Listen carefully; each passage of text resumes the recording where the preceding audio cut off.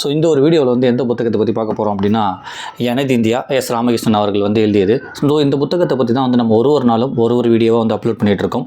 நிறைய வரலாறுகள் நிறைந்த புத்தகமாக தான் இந்த புத்தகம் வந்து இருக்குது. இந்த புத்தகம் வந்து IAS பயிற்சி பள்ளியில் வந்து பாட புத்தகமாக வச்சுருக்காங்க. அந்தளவுக்கு வந்து முழுக்க வரலாறுகள் நிறைந்ததாக இருக்குது. ஸோ இந்த புத்தகத்துக்காக எஸ் ராமகிருஷ்ணன் அவர்கள் வந்து நிறைய புத்தகத்தை வந்து படிச்சிருக்காங்க. ஸோ அங்கேருந்து வந்து நிறைய விஷயங்களை வந்து இங்கே வந்து தொகுத்து கொடுத்துருக்காங்க. நிறைய இடங்களுக்கு வந்து பயணம் பண்ணியிருக்காங்க. நிறைய நிகழ்வுகள் நடந்த இடங்களுக்குமே வந்து பயணம் பண்ணியிருக்காங்க. வரலாறுகள் நிகழ்ந்த இடத்துக்குமே வந்து பயணம் பண்ணியிருக்காங்க. அந்தளவுக்கு வந்து ரொம்ப முக்கியமான வரலாறுகள் அடங்கிய புத்தகம் இந்த புத்தகம். இதிலே வந்து என்ன சொல்லியிருப்பாங்கன்னா வந்து, நீங்கள் ஸ்கூலில் படித்ததெல்லாம் வந்து 5லேருந்து ஒரு 10% வரலாறாக தான் இருக்குது. பட் இதில் வந்து முழுக்க இந்தியாவோட வரலாறுலாம் இருக்குது அப்படின்றதையுமே இங்கே சொல்லியிருப்பாங்க. ஸோ நம்ம வந்து ஒரு சாப்டர் படிக்கும் போது வந்து அது நமக்கே வந்து புரிய ஆரம்பிக்கும். இப்போ இந்த சாப்டரில் வந்து காலரா அப்படின்ற ஒன்று வந்து இந்தியா வந்து எந்த அளவுக்கு தகச்சு எத்தனை லட்சம் பேர் இறந்து போனாங்க அப்படின்ற ஒரு வரலாறு வந்து ஆரம்பிக்குது. அதுக்கு நிறைய காரணங்கள் சொல்கிறாங்க. அதுக்கப்புறம் காலரா அதுக்கப்புறம் வந்து 2 நோய்கள் வந்து சொல்கிறாங்க. ஒன்று வந்து காலரா, இன்னொரு வந்து ஒன்னாறு நோய் வந்து சொல்கிறாங்க. இந்த ரெண்டு நோய்க்கு பின்னாடியுமே வந்து இந்தியா தான் முழுக்க காரணம்னு சொல்லி பிரிட்டிஷ்காரங்கெல்லாம் வந்து அவங்களோட தொகுப்பில் வந்து எழுதியிருக்காங்க. பட் ஆனால் அது மட்டுமே காரணம் இல்லை, அதுக்கு பின்னாடி அவங்களுமே தான் காரணமாக இருந்திருக்காங்கன்றதுமே சொல்லுது. ஸோ காலரா அப்படின்றது வந்து சின்ன விஷயமா நான் சொல்லிடுறேன். ஏன்னா அது ஒரு பெரிய வரலாறாக என்னென்ன நடந்துச்சு, எப்படி ஆச்சு, எப்படி அந்த டாக்டர்ஸ் வந்து வந்தாங்க, அதுக்கு என்ன மாதிரி ஒரு அமைப்புலாம் கொண்டு வந்தாங்கன்றது வந்து முழுக்க சொல்லியிருக்காங்க.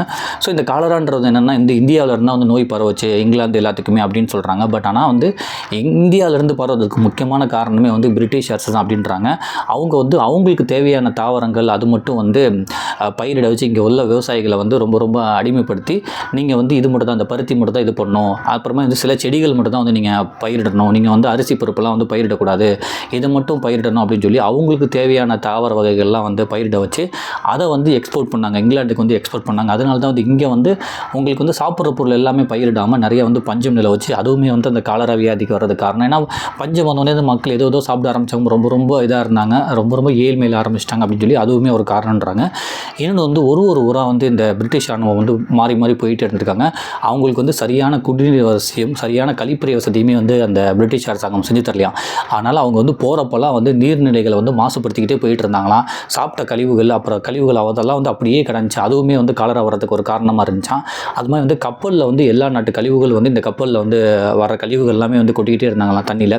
ஸோ அதுவுமே வந்து இதெல்லாமே சேர்ந்து தான் வந்து காலரா வந்து இந்தியாவிலேருந்து வந்துச்சு. அதுக்கப்புறம் அங்கேருந்து இந்த பிரிட்டிஷ் ராணுவம் இங்கேருந்து மறுபடியும் இங்கிலாந்துலாம் போகும்போது அங்கே இருக்கவங்களுக்குலாம் அப்படியே வந்துச்சு. அதுக்கப்புறம் தான் வந்து அதை வந்து ரொம்ப கேர் பண்ண ஆரம்பித்தாங்க. இன்னொன்று வந்து இப்போ காலரான்றது வந்து இந்தியாவிலே ஏகப்பட்ட லட்சம் பேர் வந்து இறந்து போயிட்டு இருந்தாங்களாம். இந்தியாவை மட்டுமே இறந்து போயிட்டு இருந்தால் வந்து பிரிட்டிஷ் அரசாங்கம் வந்து கண்டுட்டு இருக்காதான். இங்கேருந்து அங்கே போய் அங்கே இருக்கவங்களுக்கு பரவி அங்கே நிறைய பேர் இறக்க ஆரம்பித்தோன்னே தான் வந்து அவங்க வந்து சரி ஓகே இதை நம்ம வந்து தடுத்தாகணும்னு சொல்லிட்டு நிறைய நடவடிக்கைகள், நிறைய முகாம்கள், நிறைய அமைப்புகள் வந்து கொண்டு வந்திருக்காங்க. அதையுமே இங்கே பதிவு பண்ணுறாங்க. இந்த காலராங்கிறது வந்து இந்தியாவில் மட்டுமே இருந்து இந்தியாவில் உள்ள மக்கள் மட்டுமே செத்து போயிருந்தால் பிரிட்டிஷ் அரசாங்கத்துக்கு வந்து அது ஒரு செய்தியாக மட்டும்தான் இருந்திருக்கும். இது வந்து இங்கேருந்து இராணுவத்துக்கு அங்கேருந்து பணிபுரிய வந்திருப்பாங்கள்ல, மறுபடியும் அங்கே போவாங்கள்ல, அவங்களால வந்து அங்கே நிறைய பரவுச்சு. ஸோ அதனால் அங்கே உள்ள மக்கள்லாம் இறந்து போக ஆரம்பித்தனால தான் வந்து பிரிட்டிஷ் அரசாங்கமே வந்து அது கொஞ்சம் இம்பார்ட்டன்ட் கொடுத்து அதெல்லாம் கொஞ்சம் தடுக்கிறதுக்காக ஒரு வருஷமாக என்னென்ன பண்ணாங்கன்ற வரலாறு இங்கே சொல்லியிருக்காங்க. ஸோ இல்லைனா வந்து அவங்களுக்கு வந்து இந்தியாவில் வந்து காலரா வந்துச்சு, இத்தனை லட்சம் பேர் இறந்து போனாங்கன்றது ஒரு செய்தியாக மட்டுமே இருந்திருக்கும். அவங்களுக்கு எப்போ அவங்க மக்கள் இறக்க ஆரம்பித்தாங்களோ அப்போ தான் வந்து அதை தடுக்கிறதுக்கு ஏகப்பட்ட வழிகள் கொண்டு வந்தாங்கன்னு சொல்லிட்டு காலராவை பற்றி முழுக்க வரலாறு இங்கே சொல்கிறாங்க. ஸோ அதை நீங்கள் அந்த புத்தகம் வாங்கி படிங்க, இன்னுமே தெரியும். ஏன்னா வந்து நீங்கள் வெளிநாட்டு குறிப்புகள், வெளிநாட்டவங்களாம் என்ன சொல்கிறாங்கன்னா, இந்தியா வந்து நோய் பரவுற நாடுன்னு அவங்க வந்து எப்போவுமே சொல்லுவாங்களா, எப்போவுமே திங்க் பண்ணுவாங்களாம். ஆனால் அதுக்கு முழுக்க காரணம் வந்து அவங்க ஏற்படுத்திட்டு போனது அப்படின்றதையுமே சொல்கிறாங்க. அந்த பஞ்சம், நீர்நிலைகளை வந்து மாசு பண்ணது, அப்போ கழிவறைகள் இல்லாமல் வந்து இஷ்டத்துக்கு அவங்க ராணுவ வீரர்கள் வந்து மாற்றி இடம் பெயர்ந்து போனனால எல்லா கழிவுகளையுமே போட்டுட்டு போனது, அப்புறம் வந்து கடலில் குப்பைகளை கொட்டினது எல்லாமே தான் காரணன்றாங்க. அதுவுமே சொல்கிறாங்க. ஸோ அந்த வரலாறுலாம் வந்து அவங்க ஏற்படுத்திட்டு போனது தான் அப்படின்றாங்க. அதுக்கப்புறம் இன்னும் 2வது நோயின்னு சொன்னல, அதை பற்றியுமே இங்கே சொல்லியிருக்காங்க. நான் அதை பற்றி உள்ளதை மட்டும் சின்ன விஷயம் மட்டும் படிச்சிடுறேன். நான் சில விஷயம் சொல்கிறதுக்குமா இல்லை படிக்கிற மாதிரி தான் இருக்குது. ஸோ இந்த நோயோட பேர் வந்து சிபிலிஸ் அப்படின்றாங்க. ஸோ அது வந்து இராணுவ வீரர்கள் வந்து அவரோட தப்பான பாலுணர்வுனால தான் வந்து இந்த ஒரு நோய் வந்துச்சான். ஸோ இந்த நோய் இங்கே வந்தனால இங்கேயுமே நிறைய பேர் இறந்து போயிருக்காங்க, அங்கேயுமே நிறைய பேர் இறந்து போயிருக்காங்க. கிட்டத்தட்ட வந்து இந்தியாவில் வந்து பணியாற்ற வந்த 33% பேருக்கு வந்து இந்த பால்வினை நோய் வந்து இருந்திருக்கு. 1823 1853லேருந்து 1860 வரை இந்தியாவில் வந்து பணியாற்றின கிட்டத்தட்ட வந்து 33% இராணுவ வீரர்கள், பிரிட்டிஷ் இராணுவ வீரர்களுக்கு வந்து இந்த ஒரு பால்வினை நோய் வந்து இருந்திருக்கு. அந்த நோய் பேர் வந்து சிப்லிஸ் அப்படின்றாங்க. பட் இது எப்படி வந்துச்சுன்னா, அந்த வெளிநாட்டில் வந்து இங்கிலாந்தில் வந்து 3,68,000 பேர் வந்து வேசிகள் இருந்தாங்களாம். லண்டன் நகரில் மட்டுமே 29,572 பெண்கள் வந்து இந்த பாலியல் தொழில் பண்ணாங்களாம். ஸோ அங்கே வந்து அவங்கள்ட்ட வந்து தப்பான ஒரு உடல் உறவுனால் வந்து மறுபடியும் அவங்களாம் அங்கே இராணுவ வீரர்களுக்கெல்லாம் வந்து அங்கே இங்கிலாந்து அப்புறம் லண்டன் இந்த மாதிரி நகரத்துலாம் வந்து இவ்வளோ வேசிகள் இருக்கனால அவங்க கூட பாலுறவு பண்ணி மறுபடியும் இந்தியாவில் உள்ள பெண்கள்கிட்டையும் வந்து இவங்க வந்து பாலுறவு பண்ணியிருக்காங்க. ஏன்னா வந்து இராணுவத்துலேருந்து அந்த ஊர் விட்டு நாடு வரனால இங்கே இருக்க பெண்கள், அடிமை பெண்கள், வீட்டு வேலை செய்கிறவங்க, இங்கே இருக்க வேசி பெண்கள் அவங்கள்ட்டலாம் வந்து இவங்க உடல் உறவு பண்ணனால இங்கேயுமே அந்த நோய் பரவ ஆரம்பிச்சிருக்கு. ரொம்ப ஒஸ்ட்டாக போயிட்டு இருந்திருக்கு. அப்போ தான் வந்து இங்கிலாந்து என்ன பண்ணியிருக்காங்க, பிரிட்டிஷ் அரசாங்கம் என்ன பண்ணியிருக்காங்க, இதை நம்ம தடுத்து நிறுத்தணும், யாரெல்லாம் வந்து இராணுவ பணிக்கு வந்து கப்பலில் ஏறுறாங்களோ அதுக்கு முன்னாடியே வந்து மருத்துவ பரிசோதனை செய்யணும்னு சொல்லி ஒரு கட்டமாக வந்து அந்த ஒரு இதை வந்து கொண்டு போய் அதை எப்படி ஒழிச்சாங்க அப்படின்றத வந்து இந்த ஒரு இதை சொல்கிறாங்க. இந்த நோயுமே வந்து இந்தியா தான் ஆரம்பிச்சிச்சு அப்படின்றாங்களா. பட் ஆனால் இதுக்கு முன்னாடி வந்து அவங்க தான் இங்கிலாந்துலேருந்து அந்த நோயை வந்து கொண்டுட்டு வந்தாங்க, அந்த தவறான பாலுணர்வுனால அப்படின்னு சொல்லி அந்த வரலாறுமே இங்கே பதிவு பண்ணுறாங்க. ஸோ அதை மட்டும் நான் சொல்லிடுறேன். காலனி அரசின் செயற்கை பஞ்சம் காலராவை உருவாக்கியது என்றால் அவர்களின் காமப்பசி உண்டாக்கியது சிப்லிஸ் எனப்படும் பரங்கிப்புண். இது முறைகேடான பாலுறவின் காரணமாக ஏற்படுவது. இதனால் ஆண் உறுப்பு அல்லது பெண் உறுப்பில் கொப்பளங்களும் சீல் பிடித்த கட்டியும் தோன்றி மரண வேதனை ஏற்படுத்தும். சிப்லிஸ் போலவே கொனோரியா என்ற வெட்டை நோயும் பிரிட்டிஷ் காலனியாக இருந்த அத்தனை நாடுகளிலும் இராணுவ வீரர்களாலும் பிரிட்டிஷ் அதிகாரிகளாலும் பரவின.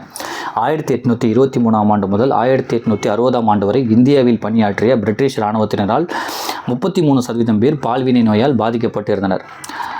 அதாவது பெங்கால் ரெஜிமெண்ட்டில் மட்டும் 1000 பேருக்கு 522 பேர் சிப்லிஸ் நோயால் தாக்கப்பட்டிருந்தனர். இது இந்தியாவில் இருந்து இங்கிலாந்து திரும்பிய இராணுவ வீரர்கள் வழியாக அங்கு வேகமாக பரவியது.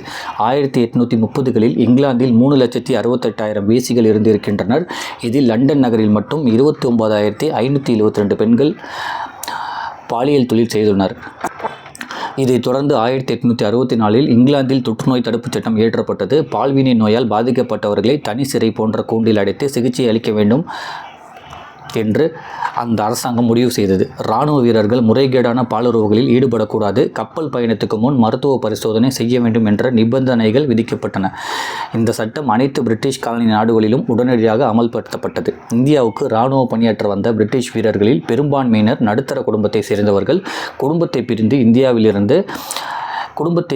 இந்தியாவிலிருந்து அவர்கள் இங்கு வேசிகளுடன், வேலைக்காரிகள், அடிநிலை பெண்களுடன் தொடர்ந்து பாலுறவு அனுபவித்து வந்தனர்னு சொல்லிட்டு அங்கேருந்து இங்கே குடும்பத்தை பிரிஞ்சு வந்தனால இங்கே இருக்க வந்து அவங்க எல்லாமே வந்து நடுத்தர குடும்பத்தை சேர்ந்தவங்களாம். அங்கேருந்து இங்கே வந்தனால இங்கே இருக்க வந்து வேசிகள், அப்புறம் வேலைக்காரிகள், இங்கே இருக்க அடிநிலை பெண்கள் அவங்களோட வந்து இங்கேயுமே பாலுறவு பண்ணியிருக்காங்க. அங்கேருந்து அப்படியே அந்த நோயை கொண்டு வந்து இங்கேயுமே சேர்த்துருக்காங்க. இப்போ இவங்க மூலியமாக, இங்கே உள்ள பெண்கள் மூலியமாக இந்த நோய் பரவ ஆரம்பிச்சிருக்கு.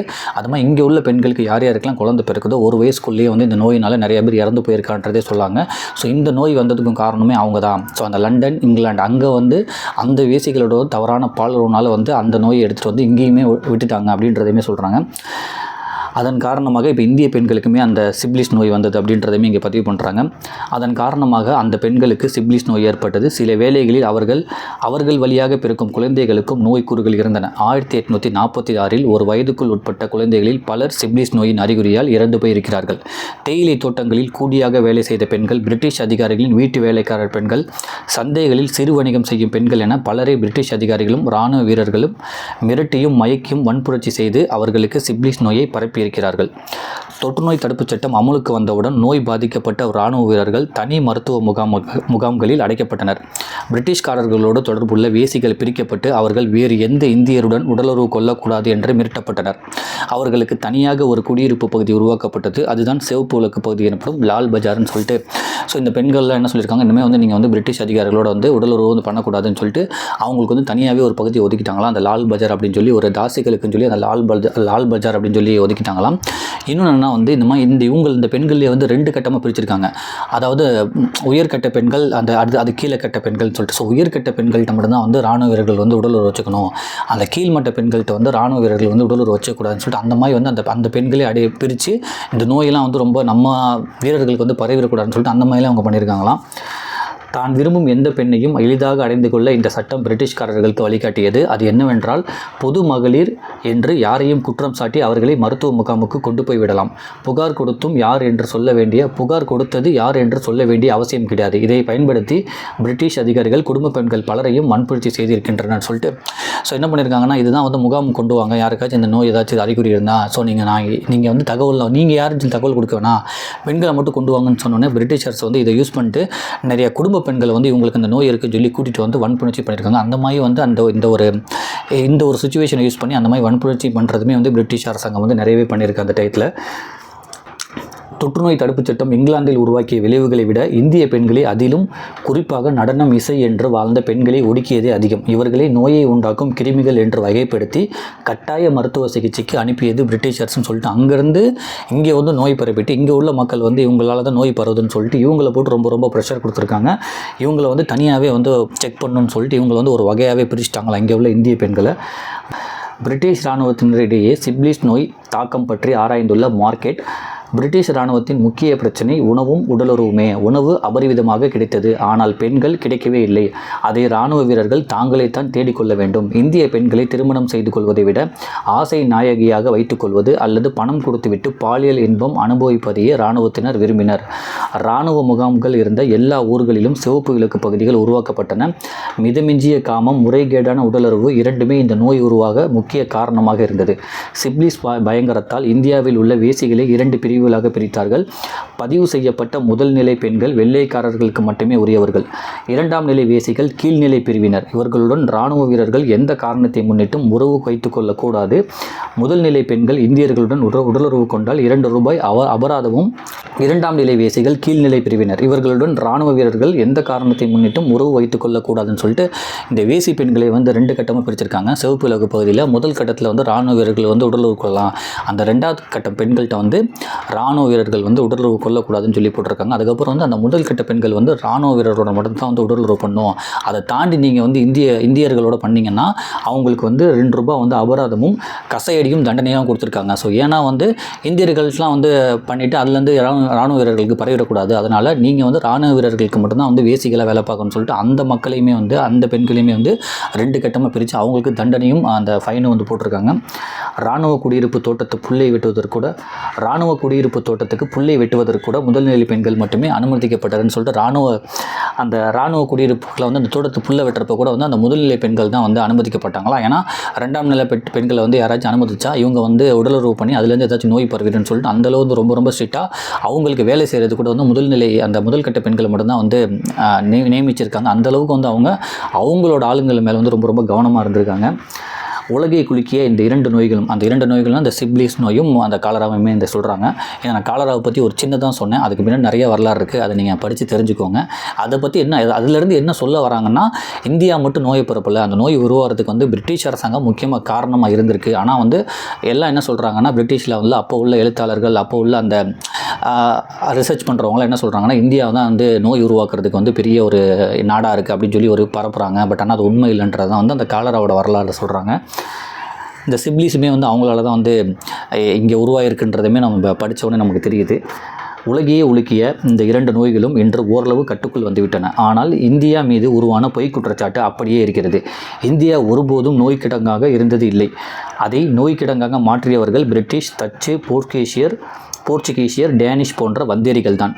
இயற்கையாகவே இந்தியாவில் இருந்த மருத்துவ முறைகள், உணவு பழக்க வழக்கம், சீதோஷ்ண நிலையை தாங்கும் உடல் நலம் யாவும் இந்த 200 ஆண்டுகளில் முற்றிலும் மாறி போயிருக்கிறது. அதுதான் காலனி ஆதிக்கத்தின் மீள முடியாத பாதிப்பு.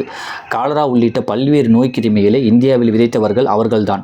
நாம் அதன் விளைவுகளை எதிர்கொண்டு உயிர் பலியாகியும் இன்றும் அதே தவறுக்கு இடம் கொடுத்து கொண்டு தான் இருக்கிறோம் சொல்லிட்டு இங்கே உள்ள மருத்துவ முறைகள், உணவு பழக்க வழக்கம், அது எல்லாமே இங்கே நிறையா மாறிடுச்சு. இந்த 200 வருஷத்தில் அவங்களோட தாக்கத்தினால தான் நம்ம இப்போ ஃபுல் அண்ட் ஃபுல் இந்த ஒரு நார்மலாக இந்த இப்போ பார்த்துட்டு இருக்கோம்ல இங்கிலீஷ் மருந்து, அது மொத்தமே மாறிட்டோம். மொத்தமாக அவங்க எல்லாத்தையுமே ஏற்படுத்தி போயிட்டு நம்ம மேலே பழிய போட்டுடுறாங்க. நம்ம தான் எல்லா நோயுமே உண்டு பண்ணோம் அப்படின்னு சொல்லிட்டு. அவங்க ஏற்படுத்தின அந்த கிருமிகளும் அவங்க ஏற்படுத்தின இந்த உணவு பழக்கங்கள்னால தான் இப்போ நமக்கு நிறையா பிரச்சனைகள் வந்துகிட்டு இருக்குது. நம்ம உணவு பழக்கங்களும் நம்ம மருத்துவ முறைகளும் ரொம்ப ரொம்ப நல்லா தான் இருந்துச்சு அப்படின்றதுமே இங்கே சொல்கிறாங்க. இதுதான் நம்ம இந்த காலரா, இந்த ஒரு சிப்லிஸ், அதை பற்றி பார்க்க வந்தது. இதுக்கப்புறம் வணிகர்களின் கடற்கொள்ளைன்னு சொல்லிட்டு அடுத்த ஒரு பகுதி ஆரம்பிக்குது. இது நம்ம அடுத்த ஒரு பகுதியில் பார்க்கலாம். நீங்கள் வாய்ப்பு இருந்தால் நேரம் ஒதுக்கி இந்த புத்தகம் படிங்க. நன்றி.